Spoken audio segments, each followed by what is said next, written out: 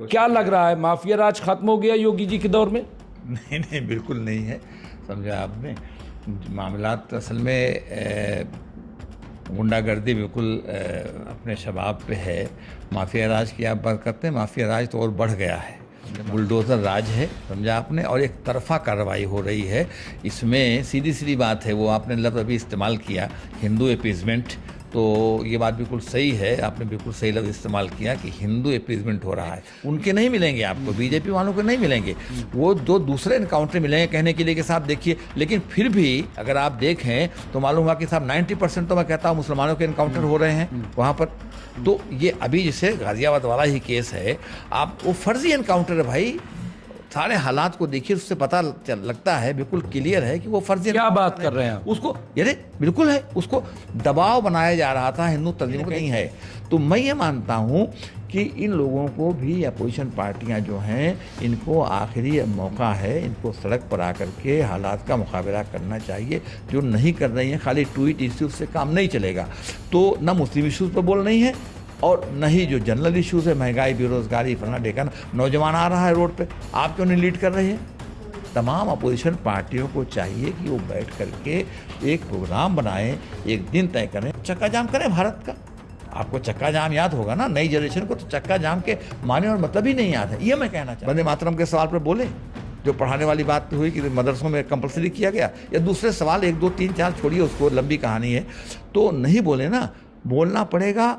तो नहीं, जब ये बोलेंगे और नहीं मिल करके लड़ेंगे और बीजेपी को हराने की ताकत नहीं पैदा कर सकेंगे, तो हम अपने आप को अलग कर लें। फिर जो दूसरे इश्यूज उसके लिए लड़ेंगे लोग, मुस्लिम इशू, मुसलमान जब, तो फिर तो समाजवादी पार्टी 7-8 सीटों में सिमट जाएगी अगर मुसलमान हट गया। सिमट जाए, हमने ठीक है। तो आप समाजवादी को हराना चाहते हैं? समाजवादी को हराना नहीं चाहते, हम ये चाहते हैं कि आप लोग सब हालात से सबक क्यों नहीं लेते, ताकि इकट्ठा होकर के बीजेपी को हरा सके।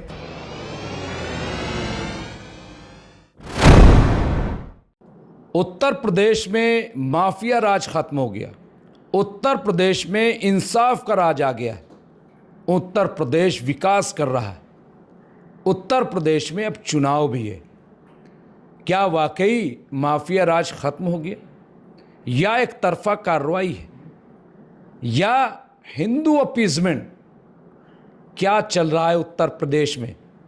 क्योंकि जिस तरह से गाजियाबाद में सूर्या के कत्ल के बाद असद का 24 घंटे के अंदर इनकाउंटर हुआ है, उस पे 50,000 का इनाम घोषित किया गया, और उसके बाद पुलिस मुठभेड़ में उसका इनकाउंटर हुआ, और हर जगह ये कहा जा रहा है कि इंसाफ हो गया, इंसाफ मिल गया। लेकिन कई और मामले हैं। चिराग त्यागी, क्या उसके कातिलों को सज़ा मिली? 1.5 साल के बच्चे को जिस तरह से एक शख्स ने, पाठक जिसका नाम है, पटक के मारा, हाफ इनकाउंटर, क्या उसको इंसाफ मिला? इन तमाम पहलुओं पर हम बात करेंगे। हमारे साथ मौजूद है सुप्रीम कोर्ट के एडवोकेट ZK फैज़ान साहब, जो समाजी कारकुन भी हैं और माहिर कानून भी हैं, और एक ज़माने में बहुत ही जय्यत किस्म के पॉलिटिशियन भी रहे। उत्तर प्रदेश को बहुत करीब से इन्होंने देखा है। मैं उनसे बात करूंगा। बहुत बहुत स्वागत है, खैर मकदम है फैज़ान साहब। क्या लग रहा है, माफिया राज खत्म हो गया योगी जी के दौर में? नहीं नहीं, बिल्कुल नहीं है। समझा आपने, मामलात असल में गुंडागर्दी बिल्कुल अपने शबाब पे है। माफिया राज की आप बात करते हैं, माफिया राज तो और बढ़ गया है, समझा, हर तरह से कैसे बढ़ गया? वो तो कम हो गया, ख़त्म हो गया? नहीं, वो कहने की बातें हैं, समझा आपने। ये टीवी जो है, गोदी मीडिया जैसे चाहे हालात को प्रोजेक्ट करे, समझा, अखबारात में ख़बरें आती रहती हैं, और अगर आप देखें अखबारात तो रोज़ाना कहीं न कहीं की खबर आती है कि तमाशा वहाँ पर हो रहा है, बुलडोज़र राज है, समझा आपने, और एक तरफा कार्रवाई हो रही है। इसमें सीधी सीधी बात है, वो आपने लफ्ज़ अभी इस्तेमाल किया, हिंदू अपीज़मेंट, तो ये बात बिल्कुल सही है, आपने बिल्कुल सही लफ्ज़ इस्तेमाल किया कि हिंदू अपीज़मेंट हो रहा है। हर वो काम जो मुसलमानों के ख़िलाफ़ है वो किया जा रहा है। अभी जैसे गाज़ियाबाद की आप बात कर रहे थे, तो गाज़ियाबाद में क्या हो रहा है, अब 24 घंटे के अंदर उन्होंने काउंटर कर दिया। दूसरी जगहों पर जिसकी बात अभी आप वो भी कह रहे थे, उसका क्यों नहीं कर रहे हैं? तो एक तरफ से अगर आप देखें जितने भी इनकाउंटर हो रहे हैं इस तरह से, वो मुसलमानों के खिलाफ अगर आप लिस्ट बनाए तो मिलेंगे, अगर उसमें कुछ गैर मुस्लिमों के भी इनकाउंटर मिलेंगे तो वो लोग हैं जो उनकी पार्टी को सूट नहीं करते, पार्टी अपोनेंट्स हैं, तो उनके आपको मिलेंगे। जो बीजेपी के लोग हैं, जो अंधभक्त हैं, उनके नहीं मिलेंगे आपको, बीजेपी वालों को नहीं मिलेंगे। वो दो दूसरे इनकाउंटर मिलेंगे कहने के लिए कि साहब देखिए, लेकिन फिर भी अगर आप देखें तो मालूम हुआ कि साहब 90% तो मैं कहता हूँ मुसलमानों के इनकाउंटर हो रहे हैं वहाँ पर।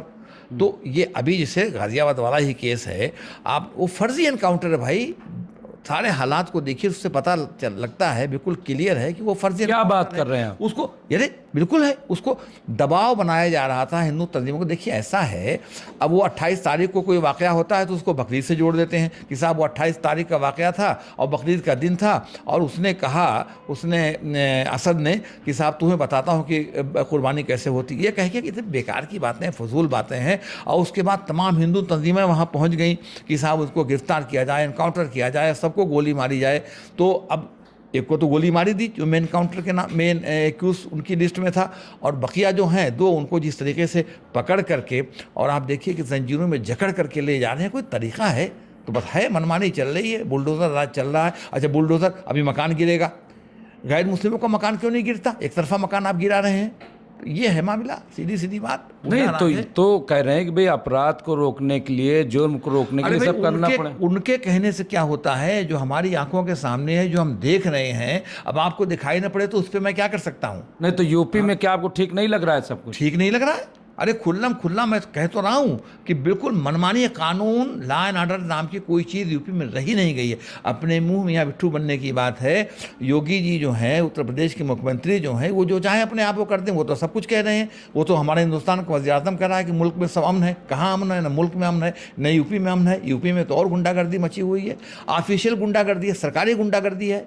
नहीं तो फिर अपोजिशन क्यों चुप है? अपोजिशन को बोलना चाहिए। ये बुनियादी सवाल आपने किया कि अगर आप मुझसे पूछते हैं तो मेरा ये कहना है कि अपोजिशन का जो फ़र्ज़ होता है, वो अपोजिशन अपना फ़र्ज़ नहीं निभा रही है। मैं कभी कभी कहता हूँ कि अपने मन में डूब कर पाजा सुराख़ ज़िंदगी, तू अगर मेरा नहीं बनता न बन, अपना तो बन। मैंने ये बात इसलिए कही कि अगर तुम मुसलमानों के फलाह बहबूद को सामने रख के, मुसलमानों के मसाइल को सामने रख करके तुम अगर नहीं बोल सकते, मसलहत तुम्हारी है, तो कम से कम तुम वो बात तो करो कि जो तुम्हारे हक में हो। मेरा अपना मानना यह है कि अपोजिशन पार्टियां जो हैं, वो इसीलिए धीरे धीरे एक मैं लफ्ज़ इस्तेमाल करने को वैनिश होती चली जा रही हैं, पीछे होती चली जा रही हैं, क्योंकि वो इश्यूज़ को पूरी तरह से उठा नहीं रही हैं। हमारे इश्यूज़ पर नहीं बोल रही हैं, न बोलें, लेकिन कम से कम जो दूसरे इश्यूज़ हैं उनको भी उठाना चाहिए।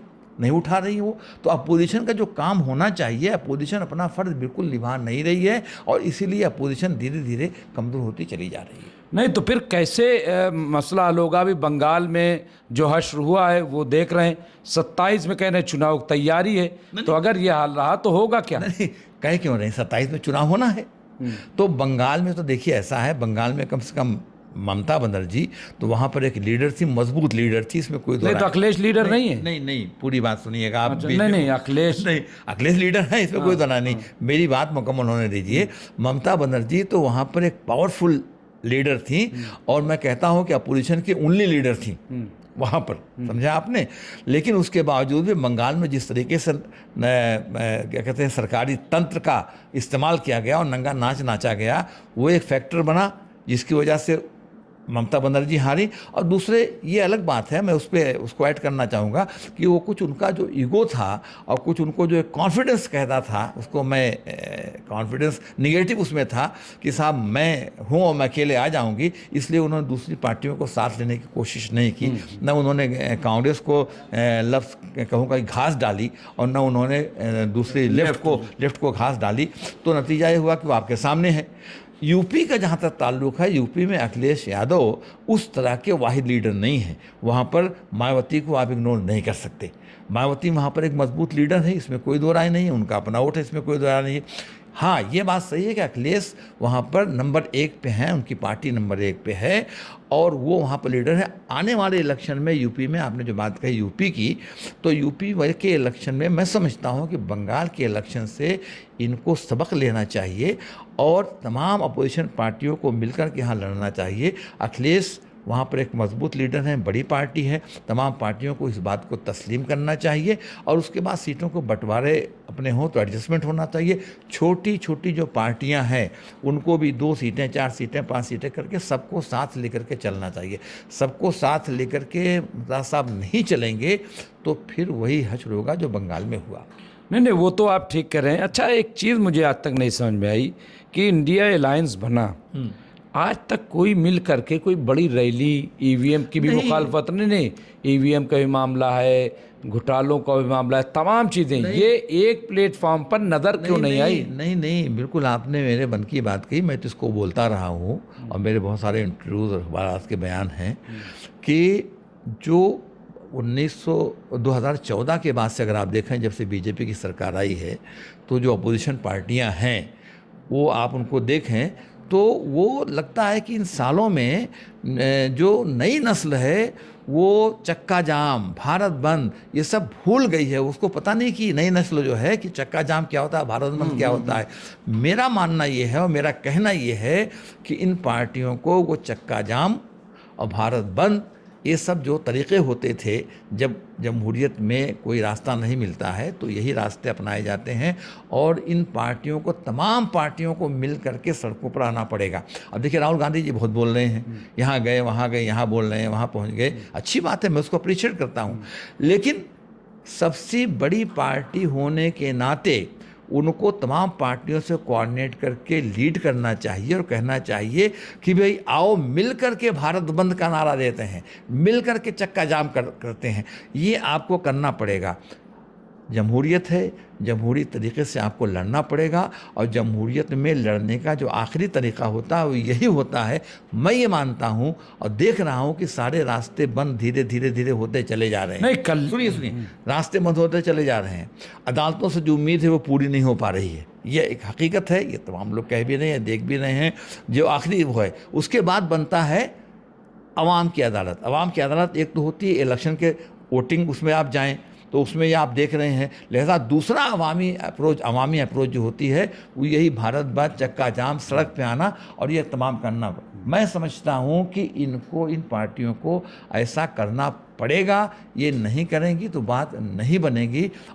लेकिन मेरा अपना ख्याल है कि पाते नहीं जब राह तो चढ़ जाते हैं नाले, रुकती है मेरी तबत होती है रवां और सुना letter they will realize this thing or they will come on the road। नहीं तो इंतज़ार किस बात। देखिए अभी कल्याण बनर्जी पे हमला हो गया, हाँ, ठीक है, और अभिषेक बनर्जी पे हुआ, अभी और किस पे तो नहीं, सिर्फ ट्वीट किया, फ़ोन कर दिया, लेकिन कोई और बात नहीं हो रही कि भाई इसको रोका कैसे जाएगा, इसको कैसे गवर्नमेंट से शिकायत की, कोई इस पे बात हुई? तासब मैं वही तो कह रहा हूँ कि इन चीज़ों को ये नहीं कर पा रहे हैं जैसे रिएक्ट करना चाहिए। वो तो मैंने पहले ही बात कही, उनको करना पड़ेगा, समझा आपने। अभी जैसे ये बनर्जी की बात आपने कही वहाँ पर, और दूसरे उनके एमपी थे, उनके साथ भी हुआ है, और उसके पहले जो है वो मुस्लिम कम्युनिटी के साथ जो हो रहा है वो तो आप वहाँ पर देख ही रहे हैं आकर के।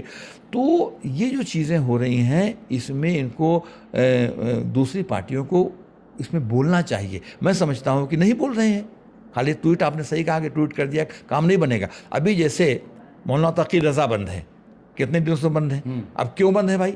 ये इतने चार्ज की एक स्पीच दी आपने और उन्होंने केस बनाया कि आपने एक स्पीच दी है, उस स्पीच के तहत लोग सड़कों पर आए, और वो ऐसा भी नहीं कोई स्पीच दे रहे थे, अपने घर बैठ करके आपने एक स्पीच दे दी और अपील कर दी और लोग सड़कों पर आ गए और उसी की वजह सारा काम हुआ। उनको बंद कर दिया, बेल नहीं हो पा रही है, जेल में सड़ रहे हैं, और कितने लोगों के साथ कोई बोल रहा है, ना मुस्लिम क़यादत बोल रही है और ना ये हमारे लीडर बोल रहे हैं। तो जो इश्यूज़ होते हैं उन पे बोलते नहीं। अभी जैसे मुस्लिम इश्यूज़ की बात मैं कर रहा हूँ कि ये जो वंदे मातरम स्कूलों में पढ़ाया जाएगा, अरे भाई ठीक है, आपने सरकारी में कहा, आपने एडेड में कहा, लेकिन अब आपने कह दिया कि जो नॉन एडेड हैं यानी माइनॉरिटी इंस्टीट्यूशन है उनमें भी आप पढ़ाइए। तो रिएक्शन कहाँ हो रहा है? इस पे भी तीन लोगों को बोलना चाहिए। न इस पे बोल रहे हैं और न वो इश्यूज़ जो आम इश्यूज़ हैं उनको लेकर के, महंगाई है, बेरोज़गारी है, फलां है, ढेका है, पेपर लीक है, वो उसको लेकर के सड़कों पर उतरने का काम स्टूडेंट्स उतर रहे हैं, लोग उतर रहे हैं, नौजवान उतर रहा है। लेकिन नौजवान उतर रहा है, नहीं, कॉकरोच की बात कर रहे हैं क्या? नहीं, काकरोच तो देखिए ऐसा है, मैं तो एक तफरीही मामला था, लेकिन एक चीज़ ज़रूर है कि उससे एक चीज़ आई कि नौजवान कितना ज़्यादा पाते नहीं, जब राह वाला मामला जैसे है ना कि कुछ ऐसा बदहवास थे आंधियों से लोग जो पेड़ खोखले थे उन्हीं से चिपक गए। तो मामला यह है कि वो तो एक तफरीही मामला था, लेकिन तफरीह में मुस्बत उसका वो देखिए कि इतनी जल्दी लोगों ने उसको किया, इसका मतलब रिजेंटमेंट कहीं ना कहीं है। तो मैं ये मानता हूँ कि इन लोगों को भी अपोजिशन पार्टियां जो हैं, इनको आखिरी मौका है, इनको सड़क पर आकर के हालात का मुकाबला करना चाहिए। जो नहीं कर रही हैं, खाली ट्वीट इश्यूज से काम नहीं चलेगा। तो ना मुस्लिम इश्यूज़ पर बोल रही हैं और न ही जो जनरल इश्यूज़ है, महंगाई, बेरोज़गारी, फलाना ढेकाना, नौजवान आ रहा है रोड पे, आप क्यों नहीं लीड कर रहे हैं? तमाम अपोजिशन पार्टियों को चाहिए कि वो बैठ करके एक प्रोग्राम बनाएं, एक दिन तय करें, चक्का जाम करें भारत का। आपको चक्का जाम याद होगा ना, नई जनरेशन को तो चक्का जाम के माने और मतलब ही नहीं याद है, ये मैं कहना चाहता था। तो रास्ता वही है मुमताज़ साहब। बिल्कुल। और आखिरी सवाल ये कि लोग कह रहे हैं फैज़ान साहब जी कि 30% बंगाली मुसलमान था, जी वहाँ तो कुछ कर नहीं सका। 293 सीटों में 206 सीटों में भाजपा आ गई, तो यूपी में क्या करेगा जहाँ 20% है? उसकी तो हैसियत ही नहीं। नहीं, वो आपकी बात सही है कि यूपी में क्या करेगा, वहाँ 30% थे। तो ये मैं समझता हूँ मुसलमानों को अपनी एक स्ट्रेटजी अपनानी चाहिए। और जो एक बात ये आ रही है कि हमारा वोट चूँकि इरेलीवेंट हो रहा है, तो हम उसको डिक्लेयर्ड इरेलीवेंट कर दें। तो जो एक बात चल रही है और बहुत सारे लोगों ने ये बात कही है कि हमको अगर हालात उस तरह से नहीं होते हैं तो हमको बाईकाट कर देना चाहिए। जैसे मान लीजिए यूपी ही है, तो अगर यूपी में मान लीजिए तमाम पार्टियां मिल करके एक स्ट्रेटजी नहीं बनाती हैं और एक तरह से अलग अलग लड़ती हैं, तो मुसलमानों को फिर चाहिए ये कि मुसलमान बिल्कुल ये बात तय करें, लेकिन बैठ कर तय करना पड़ेगा सारे लोगों को मिल करके। तमाम जो नहीं, आप भी चाहते हैं कि सारी पार्टियां एक हो जाएं, बीएसपी, समाजवादी, कांग्रेस, सारी पार्टियां एक साथ आएं। बिल्कुल एक होकर के लड़ना पड़ेगा, तभी बात बनेगी, ऐसा मेरा भी मानना है, समझा आपने। और अगर वो मिल करके मुत्तहिद होकर के नहीं लड़ती हैं, और बंगाल की तरह से ही मालूम है कि ममता बनर्जी अकेले हो गई और दूसरी पार्टियां अलग हो गई, तो यूपी में तो पार्टियां हैं, मतलब अखिलेश यादव के साथ साथ बीएसपी एक मजबूत पार्टी है। ठीक है, आज की तारीख में समाजवादी पार्टी एक बड़ी पार्टी है, लेकिन नंबर 2 पे तो फिर बीएसपी को मानना पड़ेगा, और मजबूत पार्टी है अपनी जगह पर। ऐसा तो है नहीं कि उसको आप इग्नोर कर दें। बहुत छोटी पार्टियां हैं, मतलब वोट ऑफ परसेंटेज तो उसके पास सही है, एक से लेकर के पास परसेंटेज है, लीडरशिप है, लोग हैं, कमिटेड वर्कर्स हैं, मतलब वो ऐसा नहीं है। तो लेकिन हाँ, ये बात तस्लीम करना चाहिए पड़ेगा कि ये बड़ी बड़ी पार्टी है, नंबर 1 पे आजकल की तारीख में समाजवादी पार्टी ही है। तो जो भी, लेकिन सबको एक साथ आना पड़ेगा, यही एक सोल्यूशन, यही एक सोल्यूशन, वरना मुसलमान अलग हो जाए सियासत से। और अगर नहीं होता है तो बिल्कुल जो ये बात चल रही है उसमें मुसलमान अपने आप को कहते हैं कि भैया हम तो वोट नहीं कास्ट करेंगे, आप जाओ लड़ो। तो उसमें क्या होगा कि भाई ठीक है, हमारे इश्यूज़ पर नहीं बोलते तो हम भी आपके साथ नहीं हैं। अभी जैसे मुस्लिम इश्यूज़ जो भी उठ रहे हैं, अखिलेश को ही ले लीजिए, मैं नाम इसलिए ले रहा हूँ, सबसे बड़ी पार्टी है यूपी, उसकी बात आप कर रहे हैं। वंदे मातरम के सवाल पर बोले, जो पढ़ाने वाली बात हुई कि मदरसों में कंपलसरी किया गया, या दूसरे सवाल 1 2 3 4 छोड़िए, उसको लंबी कहानी है, तो नहीं बोले ना, बोलना पड़ेगा। तो नहीं, जब ये बोलेंगे और नहीं मिल करके लड़ेंगे और बीजेपी को हराने की ताकत नहीं पैदा कर सकेंगे, तो हम अपने आप को अलग कर लें। फिर जो दूसरे इशूज़ उसके लिए लड़ेंगे, तो मुस्लिम इशू, मुसलमान जब तो फिर तो समाजवादी पार्टी 7-8 सीटों में सिमट जाएगी अगर मुसलमान हट गया। सिमट जाए, हमने ठीक है। तो आप समाजवादी को हराना चाहते हैं? समाजवादी को हराना नहीं चाहते, हम ये चाहते हैं कि आप लोग सब हालात से सबक क्यों नहीं लेते, ताकि इकट्ठा होकर के बीजेपी को हरा सके। जब आप अलग अलग, मतलब इनकी आंख खोलना चाहते हैं। जब आप अलग अलग होकर के लड़ेंगे तो बीजेपी तो अपने आप ही पावर में आने जा रही है। तो हमारे हटने ना हटने से अगर इनकी सीटें 25 हो 30 हो, क्या फर्क पड़ता है? मतलब जब वोट की हैसियत नहीं तो क्या फायदा बिला वजह। एग्जैक्टली। तो मेरा मानना यह है कि अगर मुसलमान वाकई में मुत्तहिद होकर के अपील करे लीडरशिप, और लोग इस पर अमल करें, देखिए मुत्तहिद होकर करेंगे तो फ़र्क पड़ेगा। तो फिर ये जनरल इश्यूज़ पर ज़्यादा फोकस होगा, फिर आपस में उसी पर लड़ेंगे। मुस्लिम रिप्लेसमेंट, मुस्लिम इश्यूज़ और फलां ढेका, वो जो चीज़ होगी ना, वो किनारे हो जाएगी। ये महंगाई, बेरोज़गारी, फलां ढेका, ये सब लड़े अपना आराम से लोग, ये मेरा मानना है। लेकिन एक बात है कि ये जो चीज़ है, अभी ये बात चल रही है ना, ये तभी होगी जब मुस्लिम लीडरशिप जो है, मुस्लिम क़यादत जो वो है, भी मुत्तहिद हो। वो मुत्तहिद होकर के एक अपील करे कि हालात ये हैं और हमको इन हालात में हमको अलग होना चाहिए और वोट नहीं देना चाहिए। बिल्कुल। ये मुत्तहिद होकर के समझा बिल्कुल। आपने। और अगर ये मुत्तहिद होकर के अपोजिशन पार्टियां लड़ती हैं तो मजबूती के साथ हमको उनका साथ देना चाहिए। जी बिल्कुल। तो यहाँ पे ZK फैज़ान साहब ने एक बात बहुत क्लियर कही कि यकीनन जो अपोजिशन पार्टियां हैं, चाहे कांग्रेस हो, BSP हो, समाजवादी पार्टी हो या जो और पार्टियां हैं, वो मुत्तहिद हों, लेकिन उससे पहले जो मिल्लत इस्लामिया है, वहाँ जो अलगाववाद है, वहाँ जो अलग थलग हैं, उनको सबसे पहले मुत्तहिद होना पड़ेगा। वो मुत्तहिद हो, सर जोड़ करके बैठे और फिर अपोजिशन पार्टियों पे दबाव बनाएं कि वो भी मुत्तहिद हों, वरना फिर चुनाव का कोई मतलब नहीं है। जब वोट की कोई हैसियत नहीं तो फिर वोट देने का फ़ायदा क्या है। खामोशी से बैठ जाएं, वो अपना लड़ते रहें। बहरहाल जो भी इस सिलसिले में अपडेट होगा हम आपको अपडेट करते रहेंगे। देखते रहिए MMC न्यूज़ इंडिया। बहुत बहुत शुक्रिया।